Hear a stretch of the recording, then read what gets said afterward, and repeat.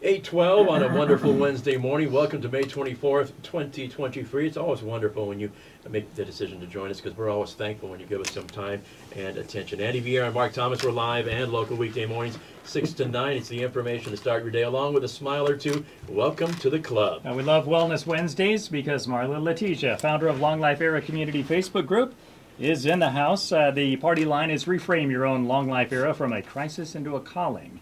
Every Wednesday, we call it It's Never Too Late. Good morning, and thank you for being here. Thank you. Thank you for having me. I always look forward to this. Well, you're the only one then. You don't look forward to seeing me? No, I look forward to seeing you, but you're the only one that looks forward to seeing us. I have often been told I have a great face for radio, and I acknowledge that. That's the reason you see the back of my head. Thank you very much. But you have a warm and likable heart, and I love being here with you. Thank you. We look forward to this every Wednesday morning. Good. All right, so let's get right into it. Dr. John Gray authored a book a long time ago. I think it was in the 90s. Mm-hmm. Men are from Mars, women are from Venus. Yes. I've read it, scanned it. In it, Dr. Gray details the vast amount of differences between men and women, enough to make you wonder how we coexist at all. Isn't that the truth? But I look at it from the yin and yang sort of perspective, or the polarities, opposites attract. So if we were all the same, we'd probably repel each other. That's the way I look at it. That is true. And then we wouldn't perpetuate a species if that happened, right? Yeah. Is it your contention that too much focus is on women's health and not enough on men's health? Absolutely. At least according to that book, or in general? No. It's my own observation. So it's my own observation from having been married for 43 years. So I was raised with a mother, a grandmother, a sister. You know, my mother and grandmother both divorced, so there was not a lot of male energy in my household growing up. I didn't have an older brother. I didn't know how men thought. When I went out... Or do they in fact think is probably the contention that would be made by a lot of other folks. But no, that's not true. That's cute, but not true. I love men. I really do. I love everything about men. But I will tell you that one thing that I have learned after having been married is that women talk to each other. They, from the time they start getting their periods as young girls, they start to discuss their own health, their own bodies, and as they age, they discuss pregnancy with each other, and they are there for each other throughout life. There's a sisterhood of women. There is not the same brotherhood of men. So specifically speaking, and I do want to say, my goal is not to embarrass my husband here, but I will tell you that he did not want to be here today. He was going to come and take pictures, but he didn't want to do it because he did not want to be in this room when we were having this conversation. But I realized that every woman, as she grows older, is not going to come down with breast cancer. Not the case, but every man, if he lives long enough, will come down with prostate cancer. And yet, it's true. It's disconcerting. It is, but it's true. And it's not. That's that too. I mean, you may be in your 80s, or you may be, depending where you are and what your health is, but eventually all the guys get prostate cancer. At some point. Yeah. But before they get the cancer, they get, some men get enlarged prostates. Right. Now, here's the thing.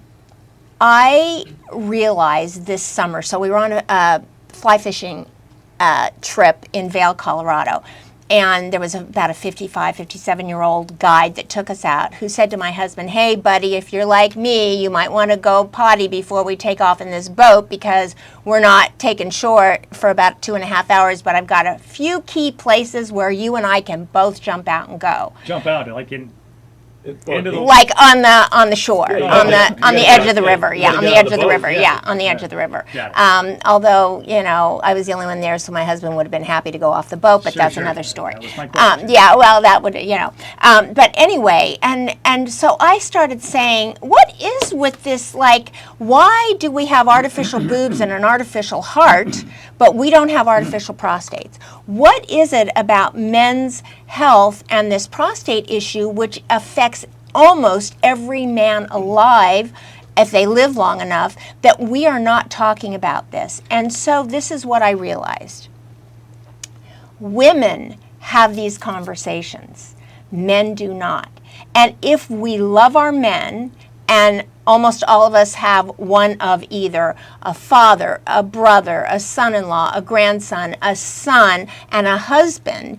If we don't bring this topic to the top of conversation in our American society, it is going to continue to be swept under the rug. So as an example, let me just say, I said to my husband, hey, you're going out for drinks tonight with George. You know, he's got a prostate issue. And how do I know that? Because his wife told me. Okay. And I said to Tom, I said, why don't you bring this up tonight and see what he can share with you? So I was all night long wringing my hands. I could hardly wait for him to come home. He comes in the door and I say, so? How'd it go? Yeah. How'd it go? And he said, oh my God, that game was so good, we never got around to talking about it. To which I'm like, what do you mean you never got around? It's something you bring up to get around to. So I realized that if we want to make a change for the men we love in our lives, it is women that need to start talking about this. You know, baseball players wear pink ribbons. They do not wear blue ribbons for prostate. And I'd like to see us, as women who love our men and all the ones we've given birth to and have given birth to us, so to speak, to bring this up. So now go. So is it your contention or suggestion that men don't talk about this because out of a societal norm, we're taught to be bulletproof, impenetrable, the tough guy? Something's bothering us, I'll tough it out. We don't talk about it because I'm a culturally, you put a Band-Aid on and you shoulder on, and that's the big deal. If you got a little nick or something that's going on, or you just sort of you keep. I mean, my dad's a great example because he was type 2 diabetic, and he was living with my sister was taking care of him, but literally. It wasn't until his big toe turned black that he finally went to my sister and said, oh, by the way, I think I need to go see a doctor. Yeah. And they had to cut off his toe. Yeah. And he waited that long before he told my sister, I think I need to go see a doctor. Well, and also too, look, I mean, when it comes to the prostate, that exam is a little bit invasive. Yeah. Well, I mean, you know, it's it's embarrassing, right? And so when it's over, you're not feeling like you want to sit and have a conversation or even light a cigarette, as my husband says afterwards. That's a joke, right? Yeah.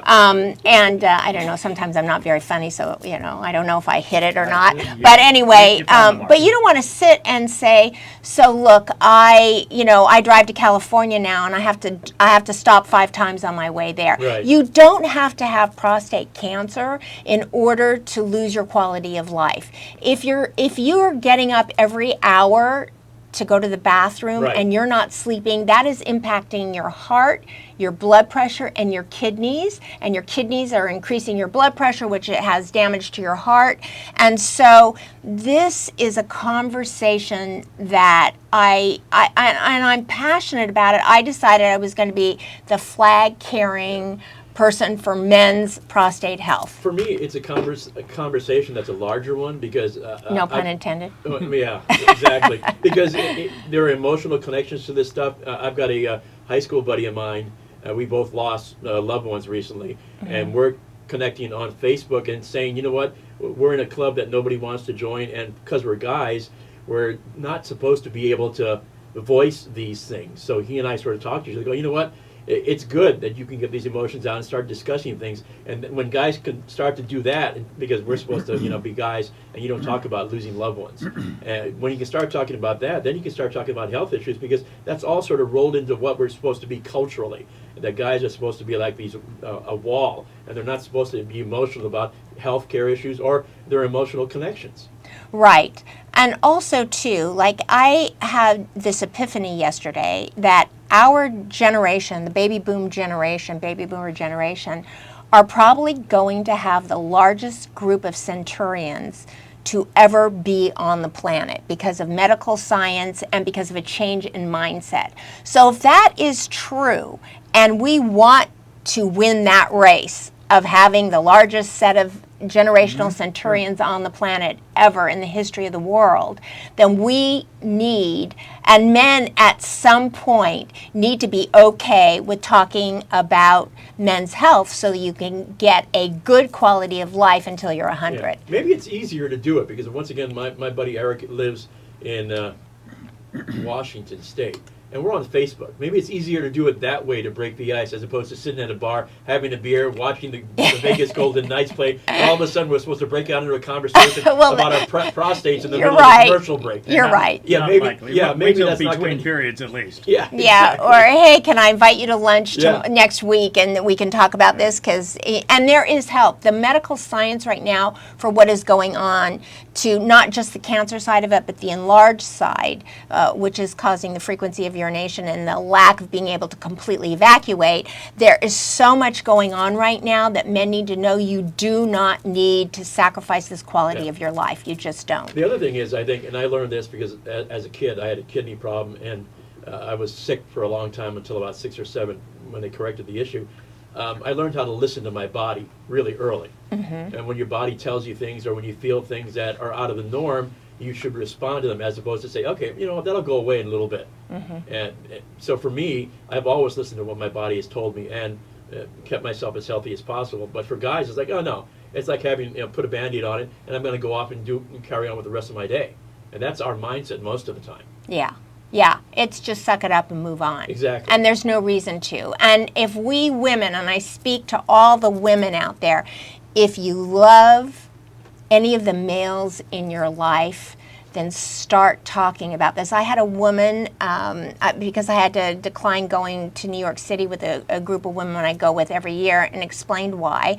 And she said, you know, I have 3 sons. I'm going to start talking to them about this now, so they know, Yeah. right? Yeah, Moms can absolutely. break the ice and do that. Yeah, moms with can your break. sons. Yes, Exactly. Yes, Because we expect that from the mom to be yes, concerned. yes, absolutely. It's a bit of a harder sell, though. I'll agree with a couple guys surrounding a couple of tankards of ale. Yeah, that's a lot tougher when you're eating pizza and drinking beer, watching a game. Yeah. Okay, I get that. But you know, women are very different. But Yeah, you know, appreciate to that. your point, And to we, your and we point, appreciate the differences, by the way. Thank you very much. you're very welcome. That's it. Now, give out the website again for folks who want to join.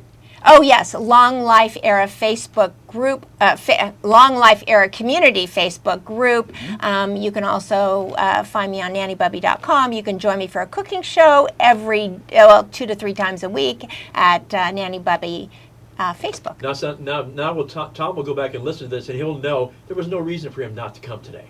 It Yeah. wasn't that painful at all. No, not at all. No pun intended. I didn't reveal too much, but I just, you know, Not he at all. knows I'm passionate about this. He just didn't think I'd really. And that just means you love him. That's all. I do love you go. him. I Marla do love him. Letitia, thank you for being here. And I love you guys Have a too. great week. Thank you. Yeah, We love you thank too. you.